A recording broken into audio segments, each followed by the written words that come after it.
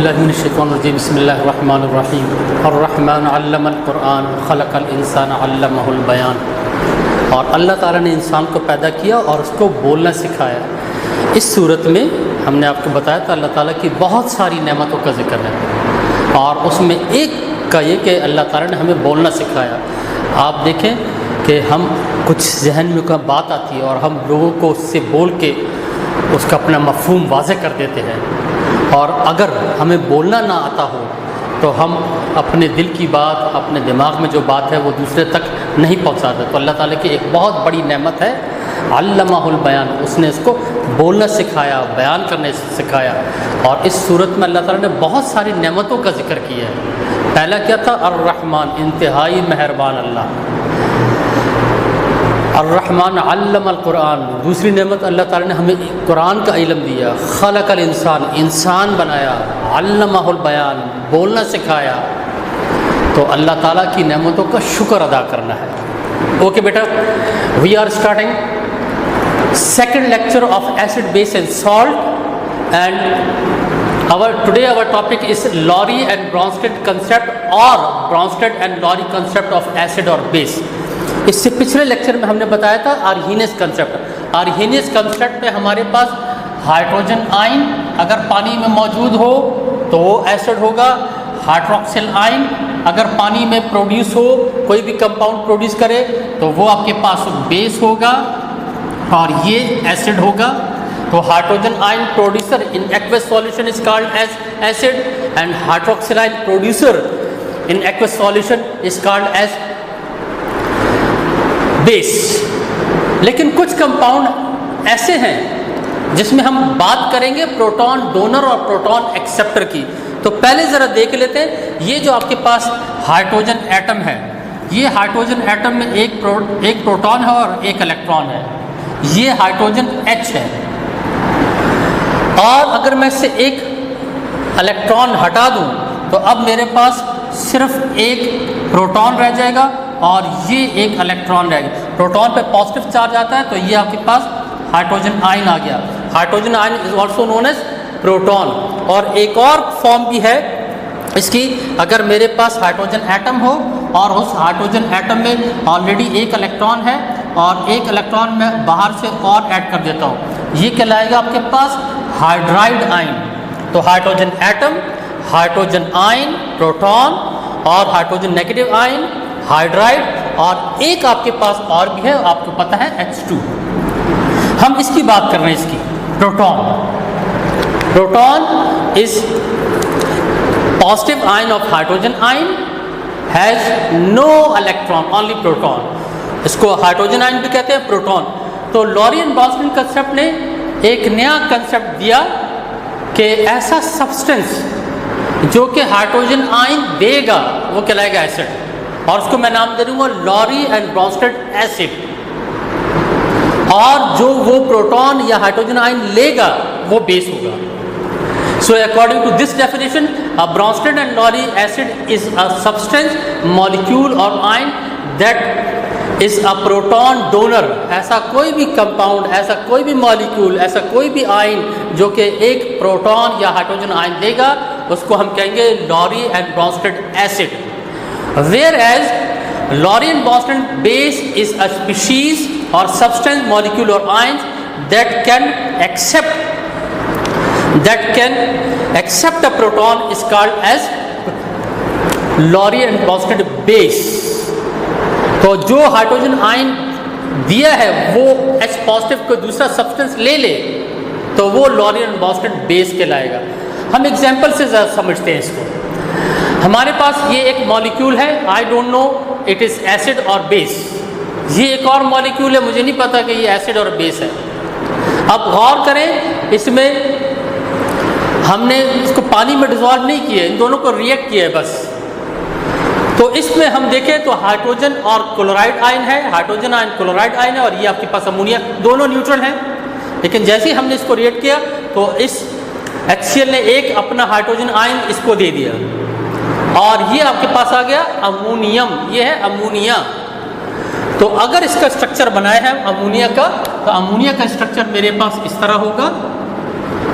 3 hydrogen attach थे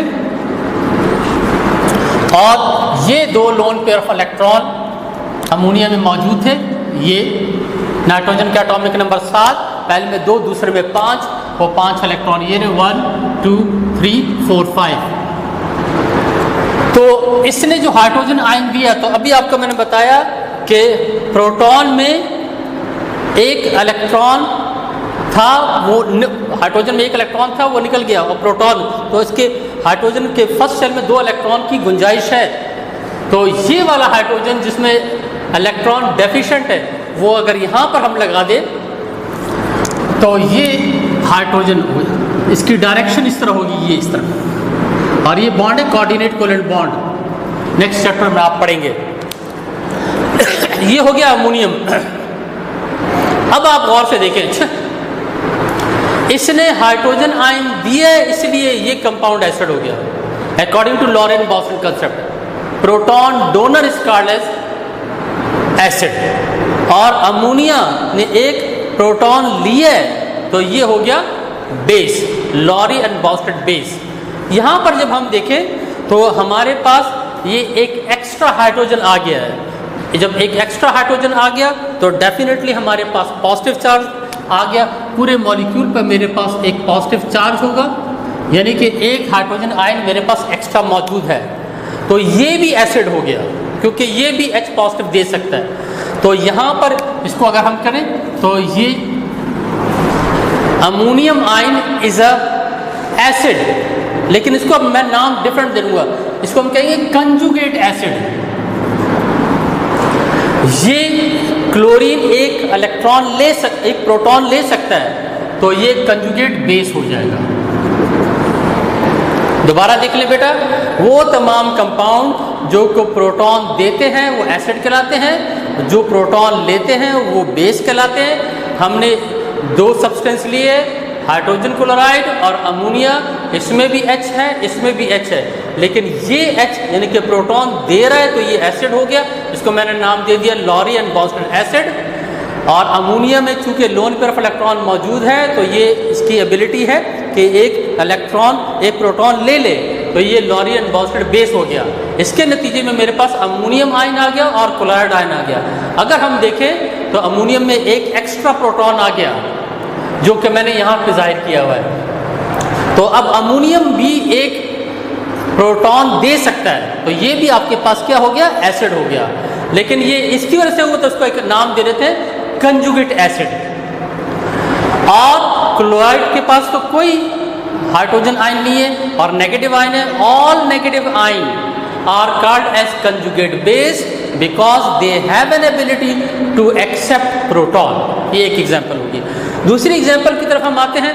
यहाँ पर देखिए, मैंने वाटर को पहले अमोनिया के साथ रेट किया है, तो मेरे पास अमोनियम आ गया और हाइड्रोक्सिल आ गया।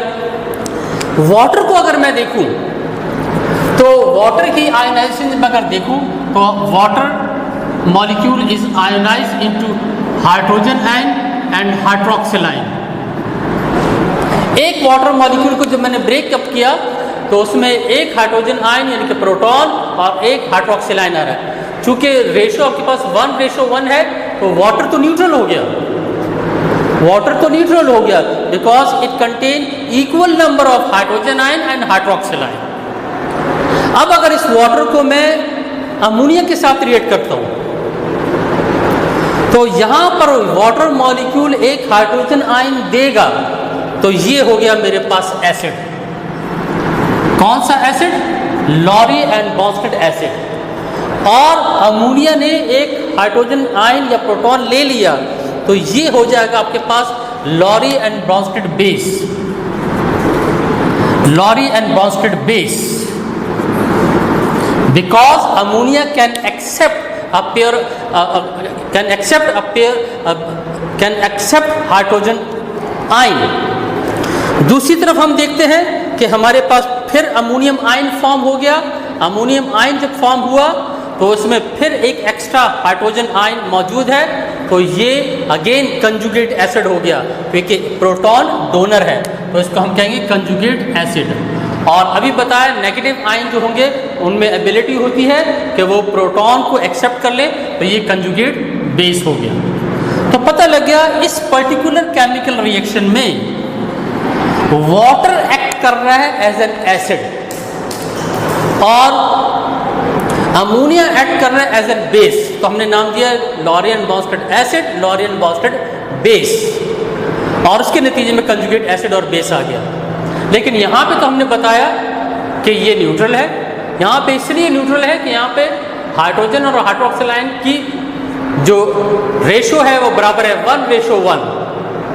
यहाँ पर प्रोटॉन डोनर हो गया तो एसिड हो गया, और ये प्रोटॉन एक्सेप्टर हो गया, बेस हो गया। एक और रिएक्शन कर दें, यहाँ पर हमने क्या किया, वाटर को HCl के साथ, यानी कि अमोनिया की जगह मैंने HCl लगा दिया। जैसे ही मैंने HCl इसके साथ रिएक्ट किया तो यहाँ पर केस रिवर्स हो गया। यहाँ पर हाइड्रोजन आयन वाटर देगा नहीं, वाटर एक हाइड्रोजन आयन लेगा तो बेस हो गया, तो इसको हम कहेंगे base, because it can accept proton from HCl, तो लॉरी एंड ब्रॉन्स्टेड बेस हो गया। हाँ, ये दे रहे तो ये आपके पास लॉरी एंड ब्रॉन्स्टेड एसिड हो गया, because it can give that hydrogen ion to water. तो हमें पता लग गया कि बाज़ औक़ात वाटर एक्ट करेगा एज एन एसिड, बाज़ औक़ात वाटर एक्ट करेगा as a base, depending upon the substance in which it will react with। Again यहाँ पर मेरे पास आ गया हाइड्रोनियम आयन। हाइड्रोनियम आयन का स्ट्रक्चर भी बेटा देख लो, ये वाटर का स्ट्रक्चर होता है हमारे पास, इसमें 2 लोन पेयर ऑफ इलेक्ट्रॉन है, और अगर एक लोन पेयर ऑफ इलेक्ट्रॉन के साथ हाइड्रोजन आयन अटैच हो गया, से फॉर एग्जांपल यहाँ पर हो गया तो ये हो गया पॉजिटिव। ये पूरा एक मॉलिक्यूल मेरे पास आएगा हाइड्रोनियम आयन, इसमें चूंकि एक एक्स्ट्रा हाइड्रोजन आयन आ गया तो इसका मतलब ये हो गया acid, because now it can donate. So hydronium ion can donate proton, so that is why it is called as conjugate acid. और ये फॉर्म किसकी वजह से हुआ, इस रिएक्शन की वजह से। Okay, we have discussed Lowry and Bronsted concept. So as a result of Lowry and Bronsted concept we have to another acid and base, that is called as conjugate acid and base. So conjugate acid, what is conjugate acid? Okay, now conjugate acid और base को समझने के लिए या उनको form करने के लिए आप क्या करें, ये 4-5 एग्जाम्पल जरा जहन में रखें। पहले ले लेते हैं वाटर। वाटर देखो H2O है, न्यूट्रल है, तो अगर इसका मैंने कंजुगेट एसिड बनाना है तो इसमें H+ ऐड कर लेंगे, तो ये आ जाएगा H3O+। आप मैंने यहाँ पे किया हुआ है, वाटर है उसमें प्रोटॉन ऐड किया, ये आ गया कंजुगेट एसिड, और नेगेटिव स्पीशीज हाइड्रोक्सिल आयन ये कंजुगेट बेस। पता लग गया अगर किसी भी कंपाउंड में मैं H ऐड कर दूँ तो उसके नतीजे में मेरे पास जो एसिड आएगा वो कंजुगेट एसिड होगा, या किसी भी कंपाउंड में मैं H निकाल लूँ तो वो कहलाएगा कंजुगेट बेस। यहाँ पे देखिए वाटर था, इसमें मैंने एक प्रोटॉन निकाल लिया, बाकी क्या बचा, OH, तो OH can accept proton, so -H। यहाँ पे हमने अगर यूँ कर ले, वाटर में से एक H निकाल लें तो वाटर का जो कंजुगेट बेस हो जाएगा वो हाइड्रोक्सिल आयन हो जाएगा। दूसरी एग्जांपल देख लें, NH3, टेक्निक वही करनी है, NH3 में एक H ऐड कर लो, प्रोटॉन ऐड कर लो, तो आ जाएगा ammonium ion plus H conjugate acid, इसका अमोनियम आयन आ गया। NH3 लिया, उससे एक H निकाल लिया, तो उसके नतीजे में मेरे पास आ जाएगा NH2 नेगेटिव आयन, और ये कंजुगेट बेस हो गया। क्यों, ये इसमें जो से एक H एक्स्ट्रा आ गया, ये दे सकता है, इसको एक H ज़रूरत है। आप देखें यहाँ पर इसकी जो वैलेंसी थी ओवरऑल 0 थी, एक H+ कर दिया तो NH4+ हो गया, एक H- कर दिया तो ये आपके पास NH2- हो गया। नेगेटिव स्पीशीज जो भी होंगी वो कंजुगेट बेस होंगी, और पॉजिटिव स्पीशीज जो होंगी वो कंजुगेट एसिड होंगी। एक और एग्जांपल, मिथानॉल, देखो CH3OH, अब इसमें मैं एक H ऐड कर लेता हूँ, ये अगेन कंपाउंड न्यूट्रल है, मिथानॉल नाम है, या मिथाइल अल्कोहल है, इसमें एक H ऐड कर लिया, CH3OH+H, क्या आ जाएगा, CH3O और H2 प्लस, वो एक H जो ऐड किया उसका प्लस का निशान। तो ये इसका आ गया कंजुगेट एसिड। और अगर मिथनॉल में से मैं ये वाला हाइड्रोजन हटा दूं -H, तो अब रह गया CH3O, एक प्रोटॉन हटा दिया, डेफिनेटली इस पर नेगेटिव चार्ज आ जाएगा। CH3OH ये हाइड्रोजन मैंने हटाया तो ये होगा CH3O नेगेटिव। ये आपके पास हो गया कंजुगेट बेस। क्लियर बेटा?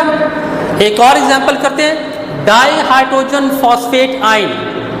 ये तो पहले से आयन है, ये देखो ये सारे न्यूट्रल थे, इस पे जीरो, इस पे जीरो चार्ज, इस पे जीरो चार्ज, लेकिन ये मेरे पास नेगेटिव स्पीशीज है, डाई हाइड्रोजन फॉस्फेट आयन सब कहते हैं, या बाई फॉस्फेट आयन भी इसको हम कह सकते हैं। इसमें देखिए ये इस पर एक नेगेटिव चार्ज है, यानी कि अगर मैं इसमें एक H पॉजिटिव ऐड कर लूँ तो ये न्यूट्रल हो जाएगा। तो अब आ जाएगा H, पहले था H2PO4, एक हाइड्रोजन प्लस ऐड कर लिया तो H3PO4 हो गया। अब ये कंजुगेट एसिड हो गया, लेकिन नेगेटिव इससे बना है। इसी तरह इसमें दो हाइड्रोजन है ना बेटा, अगर एक हाइड्रोजन हम निकालते हैं तो कंजुगेट बेस फॉर्म होता है। तो एक हाइड्रोजन मैंने निकाल लिया, बाकी कितना रह गया, एक H। तो पहले -1 चार्ज, एक प्रोटॉन और भी निकाल लिया, अब -2 चार्ज आ जाएगा। तो ये हाइड्रोजन फॉस्फेट या बाई फॉस्फेट आयन आ जाएगा। चूंकि मैंने इससे हाइड्रोजन निकाला है तो ये वाला जो हो जाएगा वो कंजुगेट बेस हो जाएगा। तो सम अप हम कर लेते हैं कि कंजुगेट एसिड वो होगा जिसमें हाइड्रोजन आयन ऐड हो सकता है, चाहे पॉजिटिव स्पीशीज हो, चाहे न्यूट्रल स्पीशीज हो, चाहे नेगेटिव स्पीशीज हो। और अगर ऐसा कोई कंपाउंड जिसमें हम हाइड्रोजन माइनस कर लें, निकाल लें, तो उसके नतीजे में जो सब्सटेंस आएगा वो कंजुगेट बेस होगा। अगेन बेशक वो पॉजिटिव स्पीशीज हो, नेगेटिव स्पीशीज हो या न्यूट्रल हो, उसके नतीजे में जो आएगा वो कहलाएगा conjugate base. So this is all about Lowry and Boussingault concept. Go through detail, and in comment section you can ask question if you don't understand.